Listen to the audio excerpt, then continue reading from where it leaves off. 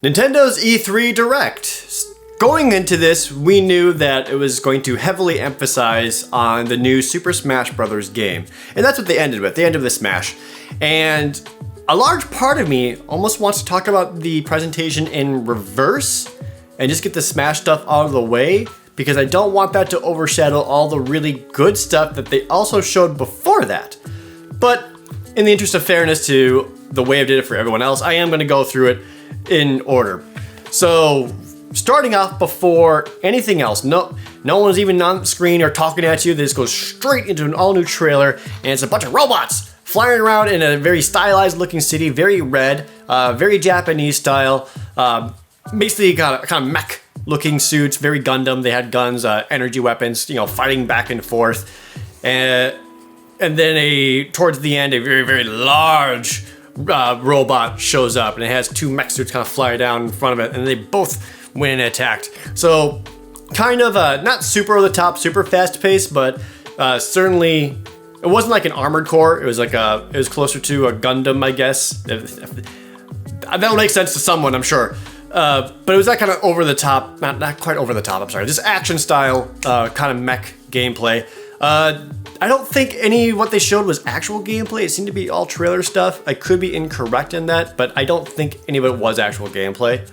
But it was starting off with an all-new reveal for a new Nintendo Switch game. It's called Daemon X Machina. Do you get it? Or Daemon Cross Machina? Demon X Machina? I don't know. But it's a brand new Switch game that's coming out in 2019. So they're starting off with something brand new right away, which is cool to see. After that, they went into a trailer for Xenoblade Chronicles 2, which did come out back in December, but this is an all-new announcement for some fresh story DLC coming to Xenoblade Chronicles 2. That's one I never got around to playing. I have it, I own it, it's right over there. I just didn't get around to playing it at all. I believe a lot of people said that they liked it though, so if you did, there's a lot of new story stuff coming to it. A lot of cutscenes, a lot of plot, it looked like, and not just like a small mode that you can dick around it. It seemed like substantial story stuff going on there. That's coming in September. And then after all of that, then Reggie finally appears on screen and just did their usual thing where they didn't talk about, how big their numbers are, or how they're connecting gamers, or how they're all about the passion and diversity and buzzwords, blah, blah, blah. No, they talk about the games. So they did use this time to kind of retouch upon the Pokemon Let's Go games coming for Nintendo Switch, which they did reveal in trailers previously before this. But Reggie kind of touched back upon it, reminding people that, these games are coming. You can get the little Pokeball toy to go with it, so you can carry your Pokemon along with you. Didn't really show a whole lot of new information or how it played or anything within the Direct itself. They did reveal that if you get the Pokeball item, it comes with a Mew right in it, so you can just have Mew with you as you play through Pokemon Let's Go. And then just re-emphasize that's coming out in November 16th, which I believe they already said before. I could be wrong, but I believe they already said that. So touch upon that, and then after that went into a reveal for another brand new Switch game. And this was probably the thing that got me the most excited throughout the entire Nintendo Switch conference, which was the reveal of Super Mario Party. And why I got so excited is because it looked like an actual Mario Party game. None of this ride around in your car, we're all friend bullshit where you just go through like a single path and you loop somehow and it's really fucking dumb and doesn't make any sense and it's boring because there's no consequences. None of that. It looked like an actual Mario Party game. There was a board, you're rolling dice, 4 people move individually, you get coins to buy stars. Thank you. Finally going back to how it was, and hopefully it's just as cutthroat as it was before, so you can ruin some friendships. But it wasn't just like a standard Mario Party game. They also did show what they're doing to make this one much more unique and kind of tweak some of the gameplay elements compared to the previous ones. Biggest thing they showed was that you can play 4-player local wireless with 2 switches. Cool, but then they also showed how you can physically use the switches to affect the game. And the biggest example that they showed was there's one of the mini games they showed was a tank mini game, kind of like the one from Mario Party 3 where everyone's a tank and you just drive around and shoot each other. And it was a complete top-down view on the 2 switches, but before the mini game started, they were literally physically taking the switches and rotating them and moving them around on the table, and this completely changed the map layout of the mini game. And as they were done, they like swiped across it so the game knew how they were arranged. That was awesome. That was really cool looking. So it looked like you could physically change the actual board or game map or whatever by actually moving the switches, which was awesome to see. It's cool to see someone taking the wireless capabilities of the Switch and using it in a unique way, aside from just the fact that it's wireless. So the tablet mode of the Switch was really being showcased here, and that was awesome to see. I'd imagine those mini games are either just gonna not have that feature or just be omitted when playing on the television, because they did show, standard TV play quite a bit too. But that was just a really cool, unique idea to see, and I would love to play with that some more, especially when just going to a friend's house, bring a Switch, and doing some unique Mario Party gaming. I also got some snippets of how just the standard game is going to be affected. They showed some new characters in there, like you can play as Goomba. You can play as almost everyone's coming out. Like I saw Diddy Kong, Dry Bones. You can play as Bowser rather than having his own Bowser space, which I thought was interesting. And another thing I saw was selecting your die.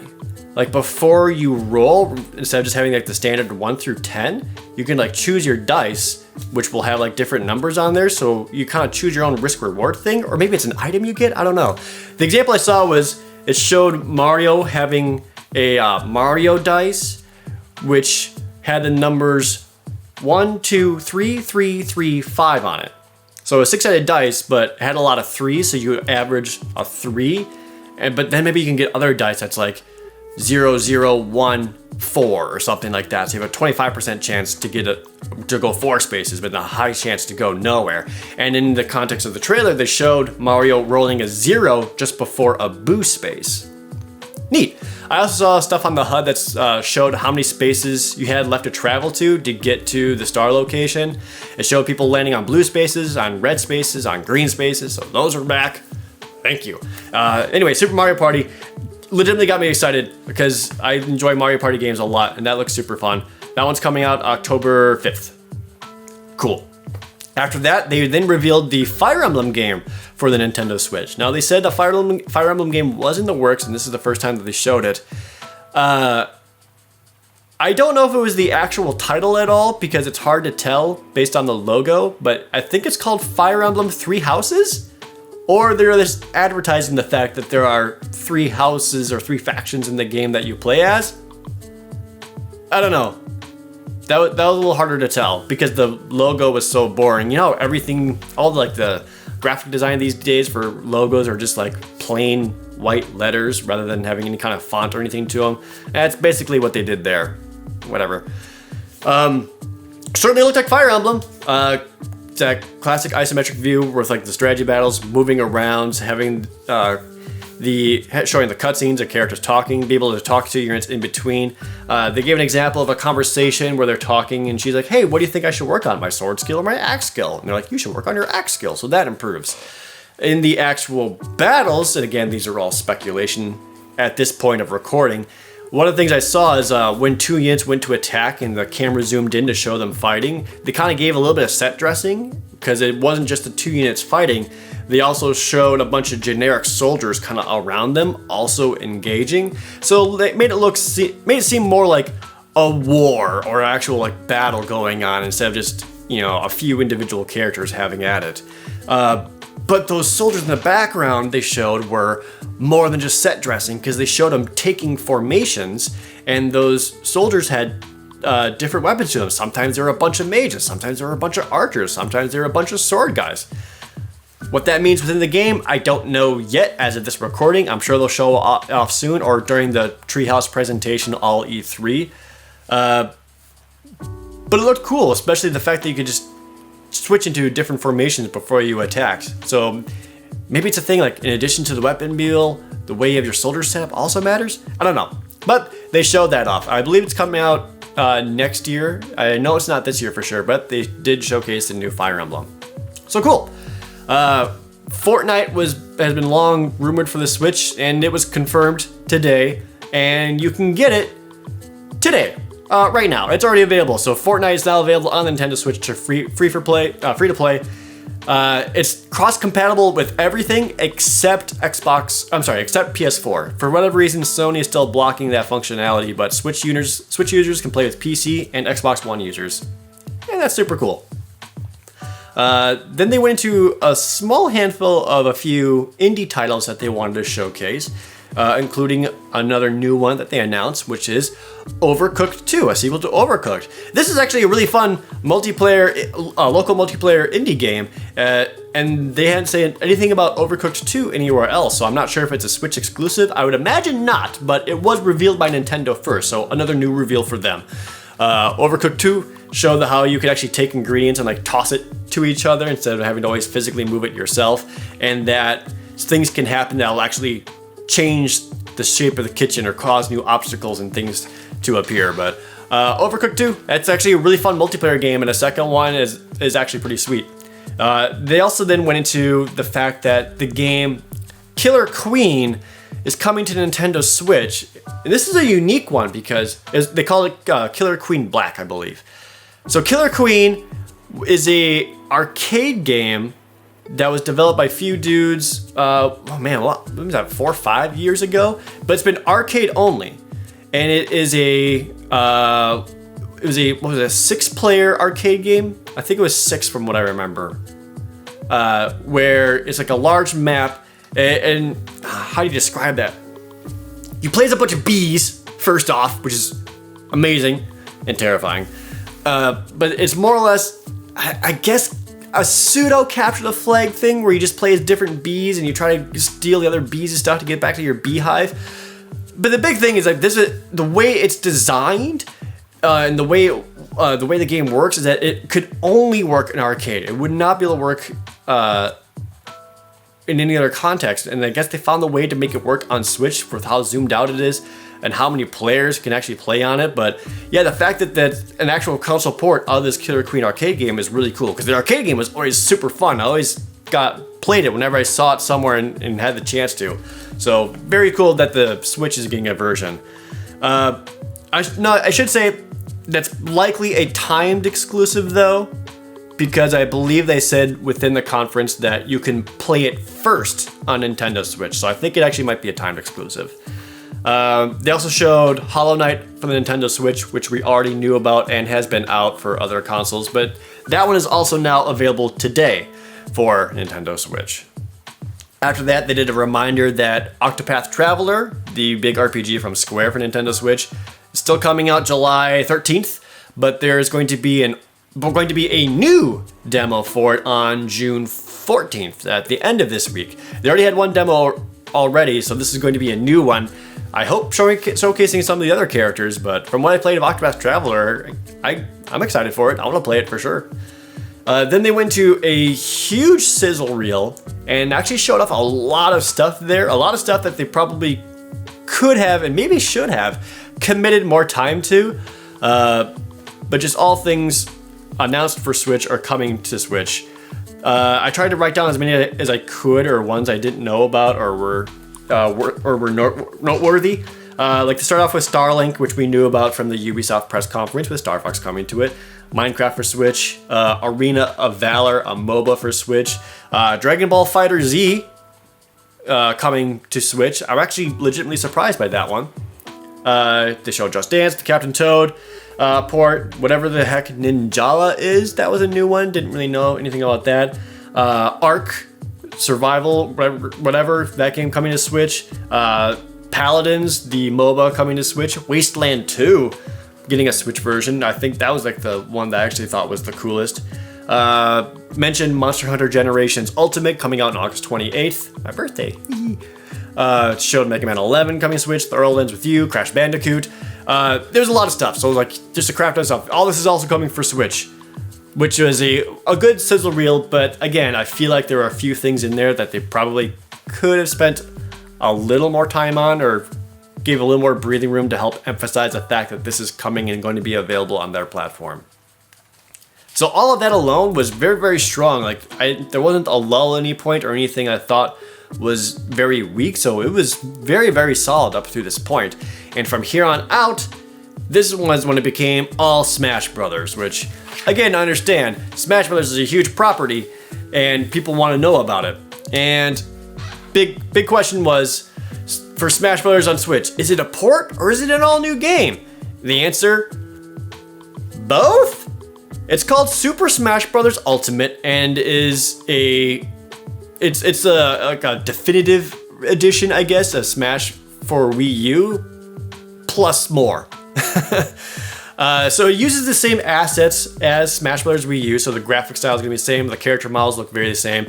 They tweaked some animations and facial expressions and maybe some environmental stage stuff to make it look a little bit better, but for the most part, it looks exactly like this Smash for the Wii U. And the big thing, it's the Ultimate Edition. So for example, people want to know, what characters are going to be in there? What characters are coming back? And the answer is all of them. Literally all of them. If they've been in Super Smash Bros. Before, they're back in this game. Pichu, Wolf, Cloud, Sonic, Snake, Bayonetta, Young Link, Toon Link, Wolf, all of them are back. Ice Climbers, Ryu, they're all back. If they've been in Smash Brothers, they're in this game. Pokemon Trainer with Squirtle, Ivysaur, and Charizard, everyone is back. Literally everyone is in the game now. That's part of the reason why it's Ultimate. They also did, announce some new characters as well. But everyone is in there. So for the new characters they showed was what they considered echo characters. What we called clones, they called echo characters. Where it's same but slightly different. And they announced a new echo character, which was Princess Daisy. So an echo of Princess Peach. Daisy will be her own thing. And a couple new things was they said that 8-player Smash is still coming back. All the stages now have both a final destination and a battlefield form. The damage percentages now have a decimal point to them, which I thought was interesting. I don't know how much that'll make a tangible difference, but to the competitive people, that'll probably make a big difference to know precisely how much damage their different attacks do. The assist trophies also come back, only now for a lot of them. You can actually attack them and knock them out and get a point for that. So you're not defenseless against Smash trophies. You can now beat them up, unless they fly into the background or the foreground or whatever. And Bomberman is now an assist trophy, which is awesome, because we talked about having Bomberman as a possible playable character, but lacked a moveset. So him showing up as an assist trophy, makes sense. GameCube controllers are also going to be compatible for Super Smash Bros. Ultimate. I don't know how they'll make it so you can do 4 or 2 GameCube adapters for 8 players. That's under the assumption that you use the same one as the Wii U version, but I don't know. GameCube controllers are still absolutely compatible on Super Smash Bros. Ultimate. And then the final big reveal that they had at the end of all of that was another brand new character. So even though it's Ultimate, everyone's returning, they're still having new characters. And the first new character they showed was Ridley from Metroid. I was wrong about this. I actually said, I don't think they'll do Ridley. I don't think it'll make sense or look good. I was wrong. They made it make sense, and he looks good. Even though he's got tiny little wings, he's very small and hunched over all the time, so he's not just towering over all the other characters, but his moveset looks really cool. He straight up murders people. I don't know if you saw that, but his down B tail attack, they said just stabs through people and does some damage, but it has a sweet spot on it where if they get it just right, it just impales them. They take 50 damage and they crumple over and die. Not actually die, they pass out, but it looks like Ridley just kills people. They also tweaked everyone's final smashes so that there's not as many there's no transformation ones anymore. It's just a single effect or single use. Link is now Breath of the Wild Link, so his moveset's been tweaked a little bit. His final smash has been changed. Zelda went from Twilight Princess Zelda to Link Between Worlds Zelda. There were so many character tweaks and adjustments. I'm not even gonna bother trying to talk about all of them. It's better if you just watch the video because there's so much. Now, one of the things I actually really liked about Super Smash Bros. Ultimate is that they are still tweaking the gameplay and the engine itself compared to for Wii U. So, for Wii U. So, for example, 3D dodging in midair is back. So now when you do the dodge, you actually can move in a certain direction again for just a little bit more distance than trying to recover or going anywhere. There's now diminishing returns on dodges. So if you dodge over and over and over again, your invulnerability window decreases, which is awesome. Help with that spam of dodging all the time. The show talked about the decimal percentages again. A lot of item tweaks. A lot of character tweaks. Again, I'm not gonna talk about the character tweaks because there's just so freaking many. It's not worth my time. And then they ended with the date, which is December 7th this year. And that was it. So it was a very brief conference, and Super Smash Bros. Did, take up a lot of the time there. I get why though. And overall, it was still good. It was solid. Like I said, I was personally more excited about a lot of the stuff before they showed Smash Brothers than Smash itself, because I enjoy Smash, I like it, but it's still not a wholly brand new mind-blowing game with like new game modes or anything. It's just the Ultimate version is cool. Like, I want to play Snake again and the different links and whatever. Now, what I do know is how many people were just pissed off, just mad, just raging at Nintendo because they're like, why didn't you show Metroid Prime 4? Why didn't you show Pokemon? Why didn't you show Animal Crossing? Why didn't you show F-Zero? And I kind of talked about this before in the previous video, or teased about it a little bit. The thing is, you can't get mad at them for what they didn't show because that was your own expectation and not what they're bringing to you. You have to think about, and this is like a reviewer philosophy that I really try to adhere to. You have to take what you're given as is and not think about what you were expecting or imagined or hoped for, because that doesn't exist. What exists is what's here in front of you. You need to concentrate and think about what's this. So what they showed and presented today was good. It was solid. A B. Just a solid B. Not amazing by any, mind-blowing by any means. It was just a solid B. Good job, Nintendo. So the fact they didn't show Animal Crossing doesn't mean it's shit, doesn't mean it sucked. It just meant, they don't have anything to show right now. And you'll just have to wait. Sorry. And you can't get mad at them just because you wanted it. That's a very entitled thing to do. That's something the internet does a lot. So keep that in mind when looking at games or seeing these press conferences or whatever. In the same way that, Sony or Square didn't show Final Fantasy VII. You're like, didn't show Final Fantasy VII. It sucked. It's like, no, that's not how it works. That's not how life works.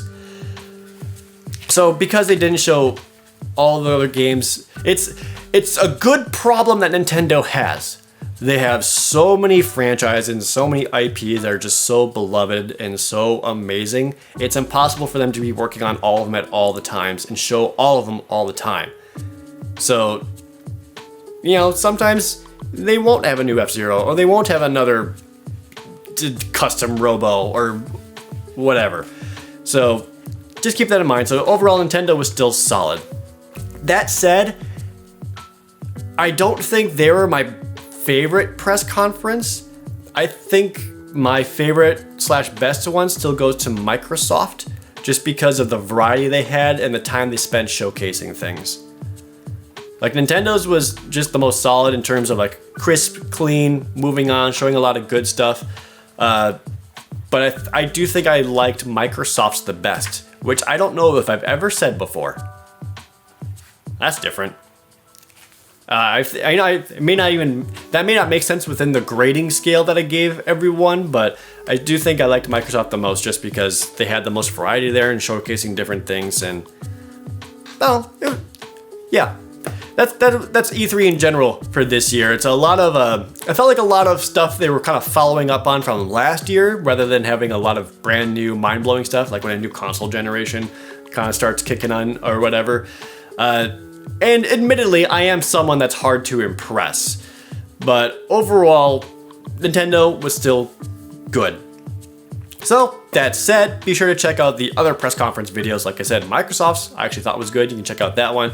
I did everyone else's, EA, Square's, Ubisoft, Sony's. Those are all available now. If you've been waiting for a brand new ProJared video, by the way, it's been done. It's coming later this week. I was just waiting for E3 to be over. Don't forget to subscribe. If you aren't already, leave a comment down below on what you thought of the Nintendo Directs. And like the video, because that helps me out a lot too. Thank you guys so very much for watching. Another awesome E3. We'll do it again next year.